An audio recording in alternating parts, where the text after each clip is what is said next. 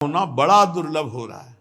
भैया ये सब जब कर्मों का फल भोगने का आया तो महात्मा जी, और जब पाप कर्म करने जा रहे थे तो पूछ लेते हमसे कि हम पाप कर्म करने जा रहे हैं, आपकी अनुमति है क्या?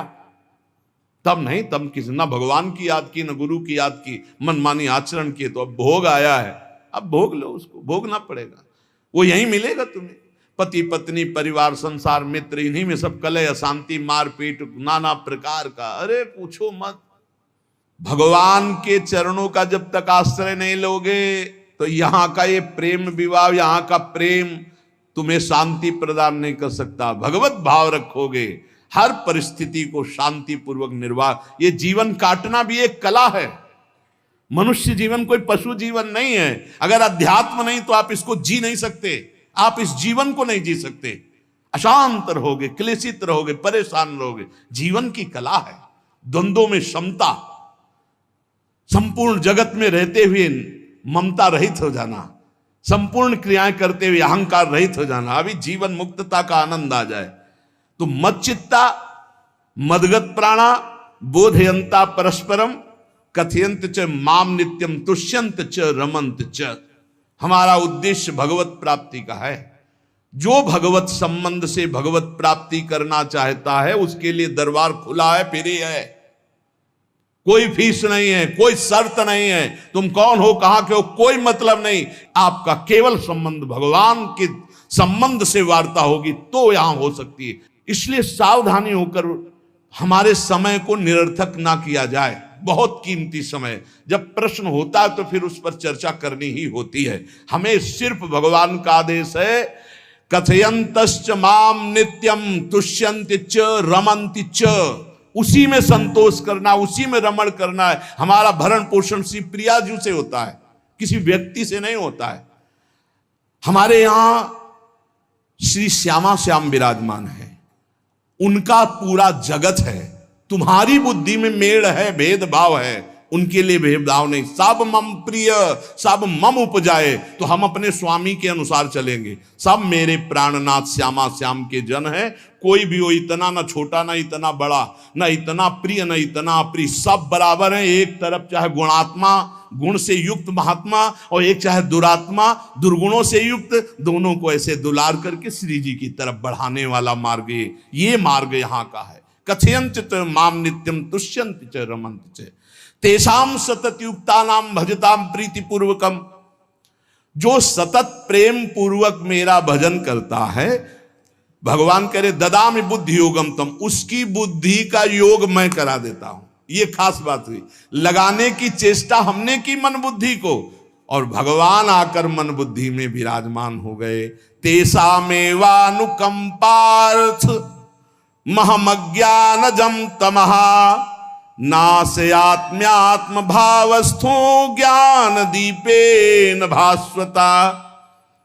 भगवान कृपा करके उसके हृदय में ज्ञान प्रकाशित कर दिया।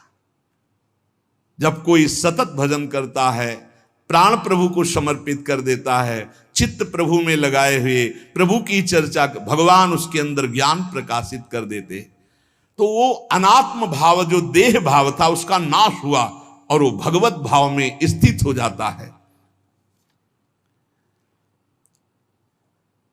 भगवान कह रहे हैं मच्चित्तः सर्वदुर्गाणि मत प्रसादात् तरिष्यसि।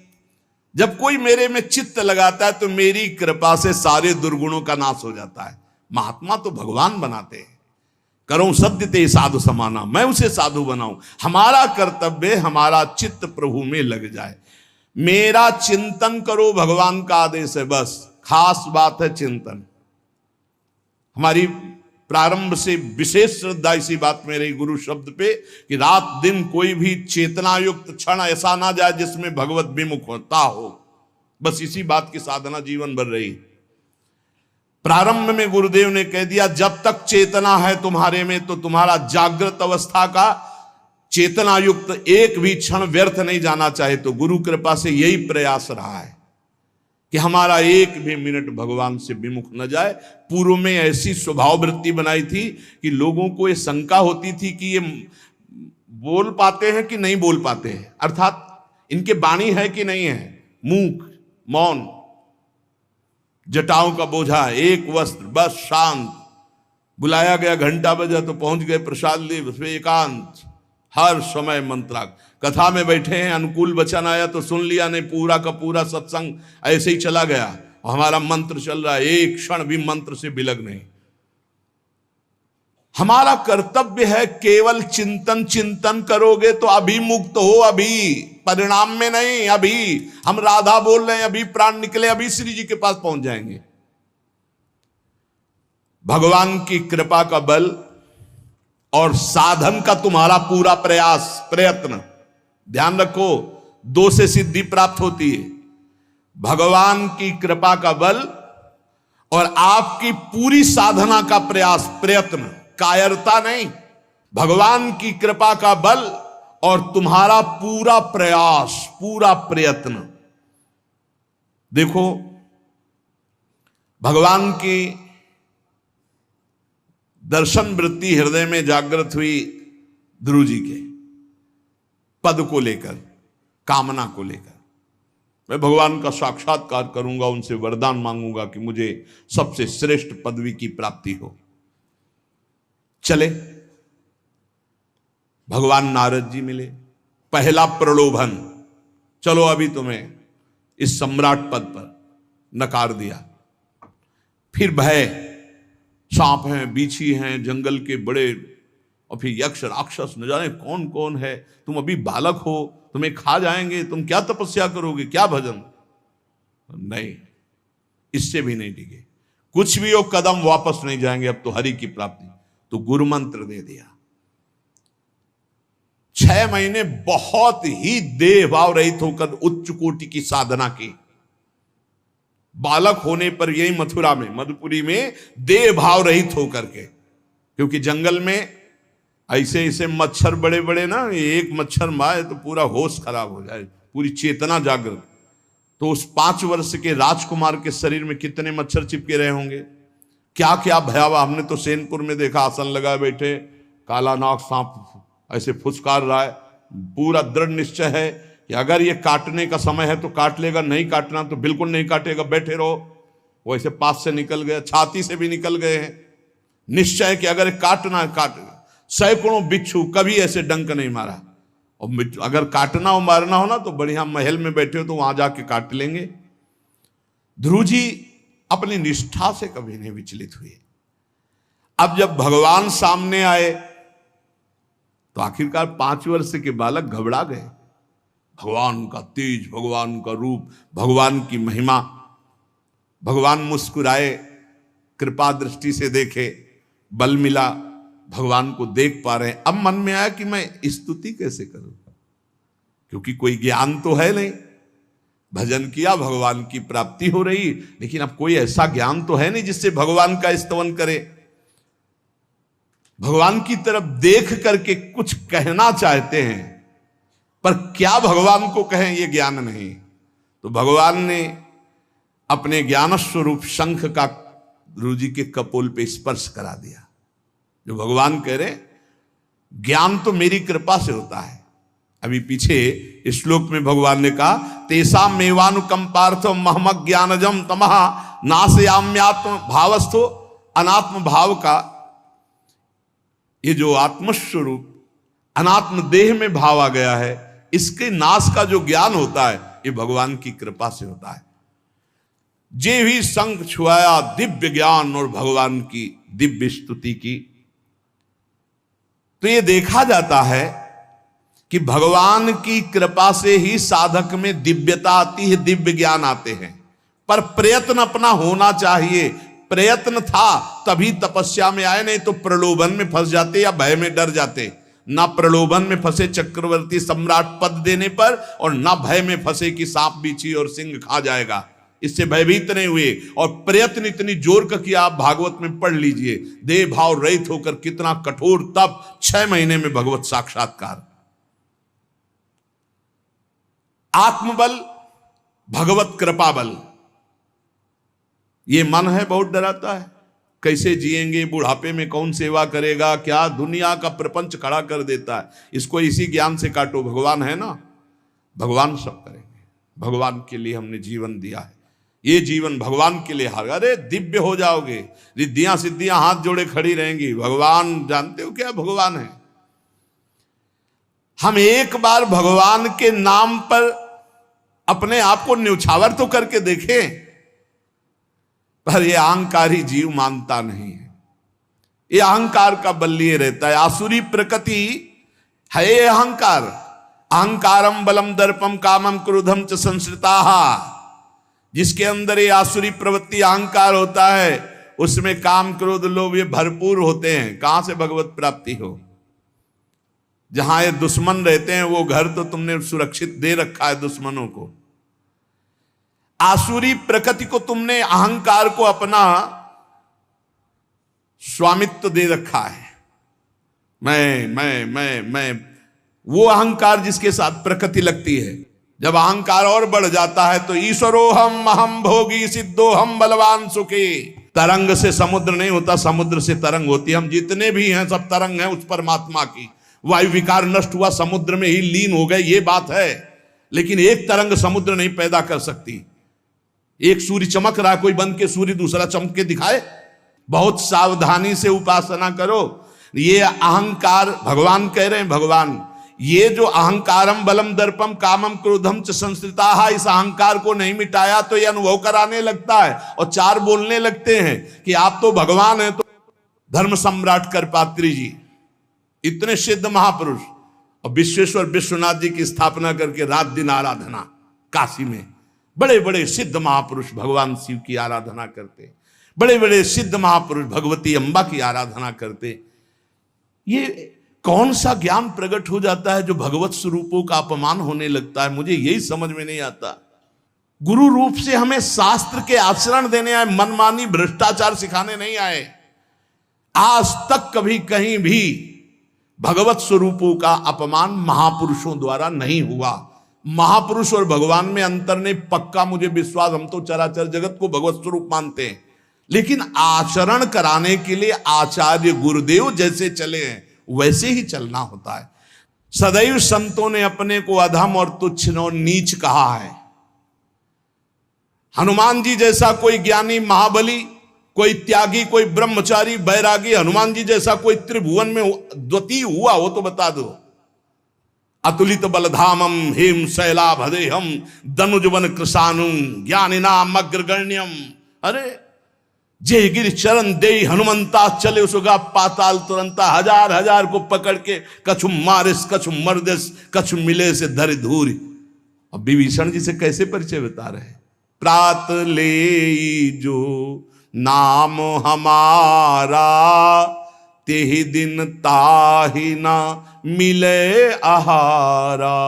असमय अधम सखा सुनु मोहू पर रघुबीर। क्या दैन्यता का स्वरूप हनुमान जी महाराज। भगवान से जब हनुमान जी मिल रहे तब उनसे प्रभु आप पूछ रहे हो कि तू नाथ एक में मंद मोह बस ज्ञानी नाम अग्रगण्यम। एक में मंद मोह बस कुटिल हृदय अज्ञान पुनि प्रभु मोहि विसारेऊ दीन बंधु भगवान। जय प्रणतारित भंजन चरणों में लौट गए हनुमान जी महाराज। सबरी जी भगवान सामने बैठकर स्तुति करते हैं। जो नवधा भक्ति वो उपदेश नहीं है, सबरी जी की स्तुति है। ये सब भक्ति सबरी जी में विराजमान, क्योंकि उसी समय सबरी जी भगवत धाम जाती है तो उपदेश तो उसको दिया जाता है जो आचरण में उतारे। सबरी जी तो सिद्ध महापुरुष अभी भगवत धाम जा रहे हैं भगवान के सामने ही। वो क्या कहती? अधम ते अधम अधम अति नारी तीन मह में मति मंद अघार। हरिवंश महाप्रभु क्वाहम तुच्छ परम अधम प्राण्यो गर्ह कर्मा यत्तन्नाम स्फुरति महिमा हरेश वृंदावनस्य। इन सब बड़े बड़े आचार्य महापुरुषों ने भगवान की दास्ता स्वीकार करके जीवन अर्पित करके आचरण करके दिखाए। जहां ये आसुरी अहंकार होता है तो ईश्वरोहम महम भोगी सिद्धोहम बलवान। ये सिद्धावस्था नहीं है, ये तमोगुणी आसुरी अहंकार का परिणाम है जो ये दिखाई देता है भगवत स्वरूपों का अपमान करके। नहीं, यद्यपि अभेद है वो महापुरुष शिव और वो अभेद है, पर आचरण जब करेगा तो स्वामी और सेवक का करेगा। काशी नगरी सिद्धों की नगरी है, ज्ञानियों की गए देखा, बड़े बड़े सिद्ध परमहंस जाते हैं शंकर जी के दर्शन करने, विश्वनाथ जी के, तो जिनके कमंडल भी नहीं, दिगंबर है ना, तो वो भी ऐसे हाथ उठा के नमः पार्वती पतये, और बस ऐसे सर झुकाए खड़े रहते हैं। जल भी नहीं है, पत्र भी नहीं है, ऐसे वो हम सब खड़े खड़े घंटों खड़े रहते। तो वहां के शिव पार्षदों से ऐसा करुणा में प्रेम हो गया था कि वो हमें नहीं हटाते थे, तो एक कोने में घंटों खड़े रहते थे और दर्शन करते रहते थे भगवान विश्वनाथ जी। तो जैसे ऐसे अवधूत आते, न कोई जल का कमंडल है, न कोई पत्र है, न पुष्प, नजदीक गए और नमः पार्वती पतये हर हर महादेव, बस सर झुका, ये है। और स्वयं शिव स्वरूप है, इतना अंतर नहीं ब्रह्मबोध में। भक्तों में भी कभी कभी आम प्रकट होता है, वो वाणी से आपको दिखाई देगा, लेकिन वो आसुरी अहंकार नहीं होता, ध्यान रखना। ये उनका भागवतिक बल होता है, ये आसुरी अहंकार नहीं होता। जैसे जनक जी की सभा लगी हुई है, भगवान श्री राम लक्ष्मण जी विराजमान है विश्वामित्र जी के समीप, बड़े सौम्य भाव से। जनक जी महाराज ने देखा कि बड़े बड़े वीर आए, पर धनुष यज्ञ में धनुष को, अजगों को कोई उठा ही नहीं पाया, खंडन की तो बात जाने दो। रावण बाणासुर आया, आरती प्रणाम करके चले गए, अब आशा ही खत्म हो गई, कोई उठाने वाला ही नहीं। तो उन्होंने कहा वीर विहीन मही मैं जानी। अब मैं आज जान गया कि पृथ्वी वीरों से रहित हो गई। अगर मैं ऐसा जानता कि इस भूमंडल में कोई वीर ही नहीं अजगों का खंडन करने वाला, तो मैं ऐसा प्रण नहीं लेता, मेरी जान की कुंवारी रह जाएगी। ऐसे विकल होके वीर विहीन मही मैं जानी। जनक जी ने इतनी बात जेव ही कही तो लक्ष्मण जी कूद पड़े सिंह शावक की तरह उछलकर, और कहा कि जहां रघुकुल भूषण भगवान श्री राम विराजमान हो, जनक ये बड़ी तुमने निराशापूर्ण बात कैसे कह दी? तुमने ऐसी बात कह दी जहां रघुकुल भूषण भगवान श्री राम विराजमान है। ताल ठोकी और कहा अगर इनका इशारा हो जाए, समझो, जो तुम्हारी अनुशासन पाऊं, कंदुकियू ब्रह्मांड उठाऊं, काचे घट जिमी डारों फोरी, सकऊं मेरु मूलक जिमी तोरी, कमल नाल जिमी चाप चढ़ाऊं, जो जन सत प्रमाण ले धाऊं। हे जनक, जहां रघुनाथ जी विराजमान होते वहां ऐसी बात नहीं कहते, तुमने ऐसी बात कैसे कह दी? अगर मेरे स्वामी का आदेश हो जाए अभी तो पूरे ब्रह्मांड को कच्चे घड़े की तरह तोड़ दूं। ये अजगौ पुराना 100 योजन एक बार में दौड़ते हुए जाऊं और इसको ऐसे कमल लाल की तरह तोड़ दूं, मेरे स्वामी का आदेश हो। यह अहंकार नहीं है। पहली बात कही, जो तुम्हार अनुशासन पावो, अगर मेरे प्रभु श्री राम की आज्ञा हो जाए। और लक्ष्मण जी ने एक बात और कही कि तोरों छत्रक दंड जिमि तव प्रताप बलनाथ, आज के बाद कभी धनुष स्पर्श नहीं करूंगा यदि मेरी बात झूठी हो जाए। आपके प्रताप से इसे बरसाती छत्ते की तरह तोड़ दूं इस अजगौ को, अगर आपका आदेश हो। तो प्रताप बलनाथ, यह अहंकार नहीं है, यह भक्त का भगवत प्रताप है। दशानन कह रहा है, अरे मुझे क्या भय, तेरी सभा में अगर कोई वीर हो तो मेरा पैर उठा दे, मैं राम जी का एक छोटा सा सेवक हूं। तू मेरे प्रभु को बार बार मनुष्य कह रहा है, मैं जिनका सेवक हूं। तेरी सभा में तू जो अपने सभा बलों के बल पर बलवान होकर कहता है कि ये सब आहार है, तो मैं उनका एक छोटा सा दूत हूं। अगर कोई मेरा पैर उठा दे तो जानकी जी को राम जी हार जाएंगे, वापस चले जाएंगे। राम प्रताप सुमिरपन रूपा। सभा में पैर हाहाकार मच गया। जब स्वयं दशानन उठा, मारा घूसा, 4 मुकुट राम जी के चरणों में गए। राम जी के चरणों में झुक, तब तेर बचेगा, मेरे चरणों में झुकने से नहीं। कोई उठा नहीं पाया। ये अंगद का अहंकार नहीं, ये भक्त का भगवत प्रताप होता है। राम प्रताप सुमेरी